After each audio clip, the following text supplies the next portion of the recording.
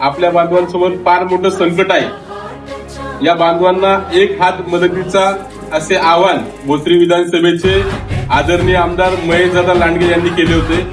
त्याला प्रतिसाद म्हणून सहकार कॉलनी नंबर 2 दिघी येथील माझ्या माता भगिनींनी एक मोठ्या स्वरूपात आणि एक किटची व्यवस्था केलेली आहे आणि त्यांनी त्या वर्गणीच्या स्वरूपात एकत्रित करून हे किट बनवले।